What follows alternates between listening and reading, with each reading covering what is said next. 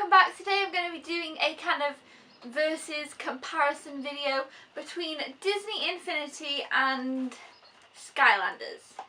I'm going to be talking in depth about them both.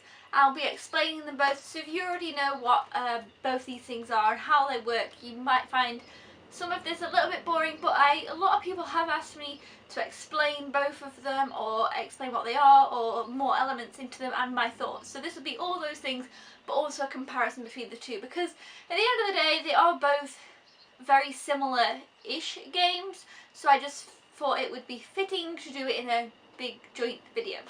So yeah, in the first time we're going to be talking about Disney Infinity. Now of course Disney Infinity actually came out after Skylanders, but you know, we're going to be talking about this one first and then I'll go into Skylanders after. So of course, as you can see here, I have Disney Infinity on the Wii U. Honestly, it doesn't make much difference, so yeah, that aspect of it, not much difference. So basically I'll explain. Disney Infinity, you get these characters, and you know, when you buy the starter pack, which comes with everything, you can't buy Disney Infinity without it unless of course you buy it used. You get Sully from Monsters University, Mr. Incredible from The Incredibles, and Jack Sparrow from Pirates of the Caribbean. So those are the three worlds that you can play within. Yeah, and I've got Mike here just for example. So Mike plays in the Monsters University world. I bought Mike separately. So like I say, you get those three characters with the starter pack. You can then buy separate characters. So for example, Mike Wazowski, I bought him in a pack of sidekicks. So there was Mike, Mr. Incredible, and another pirate who I think it's Barbosa, I think. And that was about, I can't remember, it was about £25? I don't know. It was £20, but yeah, individually you see these characters retail for about £9.99, £10, so that's quite expensive, you know, for the particular character. And all that you can do is you pop him onto the Disney Infinity base, which is this thing here, and you just pop him like there. Like that kind of thing. So you can play two player, you can't play any more player. So you've got one player there, one player there. So this base just plugs into your console by USB. There we go. And yeah, it lights up, all that good stuff, and you plug it in, and that's kind of the access to the characters. Now you can't use the characters, like say you take Mike off this, then that's it. You can't use him, you swap him for another one. You can only play the characters when they are actually on the, let me put that down, on the little platform thing. But yeah, so the problem I have with Disney Infinity, it's got two kind of areas of gameplay. The first one I'll talk about is kind of the main game, I suppose. The main game consists of, you have to put this block on the other bit of the thing, I've just put it down now, but the top bit above the circles. And on the blocks, this is the one you get with it. We've got the Incredibles land there, Monsters University, and the Pirates of the Caribbean. Now, so these are the kind of main games you can play with the starter pack you get. You can then buy additional worlds. You can get Cars, Lone Ranger, Toy Story, and have we got another one? I'm not sure. I don't think there's any more. There might be one more. But yeah, so they're just these little domey things. So, for example, I've been playing the Incredibles one recently. And the problem I have with them is basically you're dumped into the Incredibles world, you have their missions to go and do, you know, so one was these zoo animals had gotten loose, I then had to collect them all around the town and put them back. And I just find it a little bit tedious, the actual gameplay. The game itself, I like the concept of, I like the idea, I like Disney Infinity, I enjoy playing it, it's just the games themselves, like the Incredibles world, it's just a bit the same thing. You just have to keep kind of this challenge after challenge after challenge. It's not really, you don't have separate levels kind of thing, if that makes sense. Like I'd like to be like level 1, play through this. It kind of reminds me of, you know, movie games. Like say, for example, Frozen's just recently come out. Frozen released a Wii game and it's like a movie game. Do you know what I mean? Like a movie game. And that's how these main places remind me of. Yeah, so I don't know, I enjoy them, but they aren't something that I'm always like, oh, I need to go back to that because I'm at this point and I want to finish this. I feel like it's just challenge after, ooh, knocking Mike over. It's just challenge after challenge after challenge.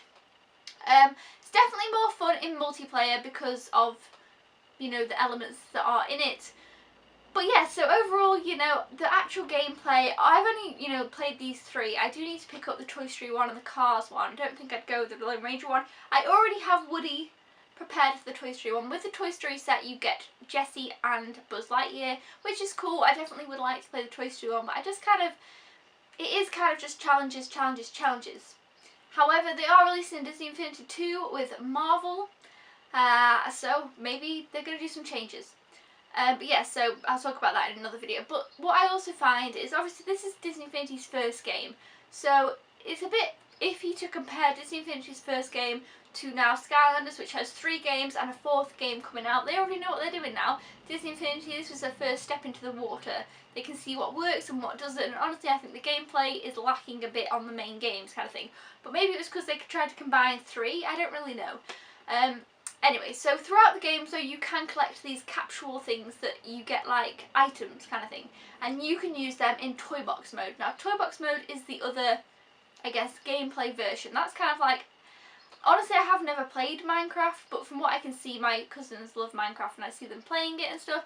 From what I can see, you build things and do things. That's kind of how the Toy Box mode is for someone who maybe who plays Minecraft but doesn't do the Toy Box. So basically you've just got air. You can put like land down and make a big space, and then you can build on it. So say you've got castles, you can build castles, you can put trees, you can put buildings, you can put people. The more you collect, the more you can put. You can play these kind of, you get these like infinity coins throughout playing the game, and you can use them to spin on the wheel to get more stuff so you can create more. This I enjoy Toy Box mode. It's definitely enjoyable, and you know, I have a good time with it, but it's just not something that I'm gonna put all my time into. I understand why they put it there, because say for example on Sims, you can spend so much time wanting to build your house on Sims and stuff like that, and I used to love creating stuff on Sims, but it's kind of, and you can create a lot, it's just, they also have an element where you can play through other toy boxes that have been created, which is a lot of fun, but that can get, you know, can get boring fast. Now, as I was talking about Toy Box mode, we have these characters that have been released only for Toy Box mode. This is just an example. I've got Anna here from Frozen. Now, you can buy Anna for, like, again, $9.99, and all she does is play in the Toy Box. She has no well, actually, I'm lying. She has a mini challenge of her own, which is probably about a 10-minute thing, if that. But yeah, which you probably wouldn't want to play too many times. But yeah, so basically the main purpose for her is she's in the Toy Box mode, and you can use her in the own world that you create. I'm not a big fan of that. I really want to be able to use these characters in their own thing, or at least in the other worlds. I know that'd be weird, but you know, just for Toy Box mode, they aren't so much worth it. So overall, Disney Infinity, I enjoy it, but it's just not as up to standards as I think it should be. So the next game, I hope they improve on it, especially the gameplay. I think it needs to be less repetitive challenges. I think it needs to have something more to it. Toy Box mode, you know, I think that's kind of fine. They don't really have anything they need to improve on. I enjoy it. It's just not something that I would spend so much time on myself. Speaking of Toy Box mode, again, they also have these little things. What are they? Power discs. Here I've got Stitch's gun, actually twice, so yep, that's Stitch's gun, because they come in blind bags, which is cool, but I guess, you know, you can end up getting things twice. I've got Rapunzel's Sky and Wreck-It Ralph's Sky. I love, these are like themes. They can change your world to look like Rapunzel or look like Wreck-It Ralph. These I think are cool. I do actually like these sky painting ones, they're kind of cool. And Stitch's gun, you can just, you know, have Stitch's gun in your world. So yeah, if you like creating worlds and different stuff, then Disney Infinity is great. But as for the overall gameplay, I just think they could have notched it up a little bit. I mean, it's enjoyable. I've enjoyed playing through it, but I haven't completed them, and it's not like I'm dying to complete the levels. But yeah, if you guys, you know, like playing through the levels or have played the Toy Story, Cars, or Lone Ranger ones, please let me know down below whether you've played those ones and your thoughts on them. As for the Wii U thing, it's not got much difference. You can do a couple of things in the gamepad, like to do with building and stuff, but overall, you know, apart from as well, you can play it on the gamepad and turn off the TV. I think that's kind of a cool element to do with this, but yeah, that's about all really. So that's Disney Infinity explained and my kind of thoughts on it. You know, I enjoy it. I like these figures. I actually think the figures are really well made. You know, the figures look really cool. I definitely like having the figures. The bottoms of them are all different. I've talked about the figures before in other videos, and I like the figures. So overall, Disney Infinity, it's a thumbs up, but it's just, I hope that they improve on it in the next game. Okay guys, now on to the Skylanders segment of this video. I'll just talk about Skylanders for a little bit, and then my thoughts on it, and then at the very end I'm going to kind of just compare the two and see which one I think is better. So yeah, here I have Skylanders Giants for the Wii. This is before I got a Wii U, plus I don't think this one was released on the Wii U. I picked it up on the Wii just because, I think actually just because of the price. It was just a pretty good price. I was like, yeah, I'll pick that up. Now I haven't played, well, I have played a little bit of, but not of my own. I don't have the first game, Spyro's Adventure. I was always intrigued by Skylanders because as a kid I was a massive Spyro fan, and of course we have Spyro in these games. So, Spyro's Adventure, I was like, oh, what is this? But I kind of didn't really want to buy into it because it's basically a lot of money. Because like I say, the figures, now except with Disney Infinity, we've got figures, you've got to pay separately for the figures, and this whole big thing. But anyway, so I was always interested in it. When I saw this one, it was pretty cheap. I was like, yeah, I'm going to pick it up, give it a go. I've really, really enjoyed this. Basically, Skylanders, well, first I'll explain. Skylanders is based around having different elements. So, for example, we have the air element, oh gosh, I've got so many on my knee here, the undead element, the magic element, the tech element, the fire element, the water element, is that water or ice? No, water, the life element, and the earth element. So those, if you want to pretty much play the game properly, because you have to use different elements to get into different areas, you need like at least this many Skylanders. So that's quite a few. They're all the elements, and that's one Skylander from each element. So I just pop them down. Off they go. Yeah, so basically, you have different Skylanders for different elements. So you can play on the portal. This is the Portal of Power for the Giants game, which has a really long lead, and again it's just connected by USB into your Wii. So you have the portal, it lights up, you pop your guy on it. Let's pick up this guy, we've got Drobot. You pop him on it, and then he comes into the game, and you then play as this character. So you pick your character by picking your Skylander. Now you've got tons of Skylanders, I definitely don't have them all, and they range. The newer ones that come out are probably about £8. You can get these ones now for maybe about £4 or £5. If you're lucky, but yeah, so they kind of vary. But yeah, so those are your characters, you put them on the portal and you play as whichever character you want. Now what I really like about Skylanders is the gameplay. The gameplay is something that I really enjoy, and I know that it has been improving with newer games. Like I said, the first game I've only played a bit of, and it was, just because somebody else knew had it, I played a bit of it. But as for Giants, for sure, it basically goes by levels. So you go on the level, and it's kind of like, it is like a Spyro game. It really has similarities. You go along, if you've ever played that kind of Spyro game, you go along and you collect like gems and stuff for money, which then you can use to upgrade your character, which is a lot of fun. I like upgrading my character. That is something that I think Skylanders has over Disney Infinity. Disney Infinity, your character kind of upgrades, but nothing actually happens. This character, you can buy upgrades, and they actually have different powers. Like, say you're shooting something, you can then shoot massive something else, and it's really cool. That's definitely an element that I enjoy and keeps me playing, because I'm like, right, I need to upgrade this Skylander, do this, blah blah blah. But yeah, so, oh my god, I completely forgot what I was saying. So these levels, and you collect money and stuff, and you kill like bad guys, and you run around, and there's like a point. You have to travel through that level and get to the end, or collect keys and open the door and go through, and it's that kind of thing. And then you move on to the next level, and it's a whole different place. Like there's one where there's an ice skating rink, and there's one where there's all these weird dummy dead people around. It's all different. Each level's different and creative. That's what I really like about this. You move on, and then it's a new level, and you move on to a new level. But yes, that's what I really like. So we had Skylanders first, and I presume it's kind of similar gameplay. You've got the levels and you progress like that, which is something that I enjoy. I like games like that. Giants brought in a new element where they have the giant, he's got my hair on him, you have the giant Skylanders, and these guys can do more damage, I suppose, and they're just giant ones. It's just cool. It's a cool element. If you compare him to a normal Skylander, he's pretty big. Yeah, so the Skylanders Giants obviously brought in giants to the equation.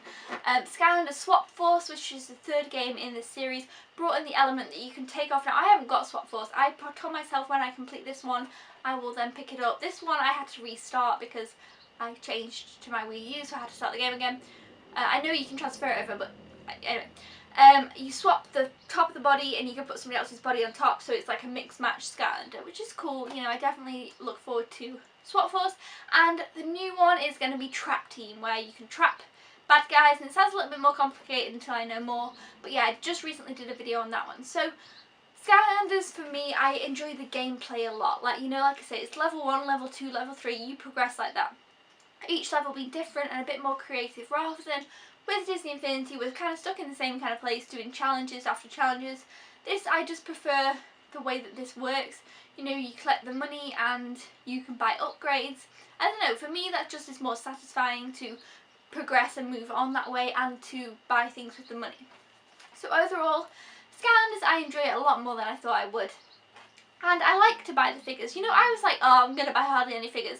I now have quite a lot, and I just, you know, it's a bit addicting. You're like, oh yeah, I'll get this one because of this, and, you know, so on and so forth. But yeah, definitely, I'm looking forward to more Skylanders games, and I definitely think that Skylanders, at the moment, has the upper hand over Disney Infinity. However, like I said, Disney Infinity's on their first game, and Skylanders is nearly on their fourth, so it's kind of a bit unfair to compare. I hope that Disney Infinity steps their game up.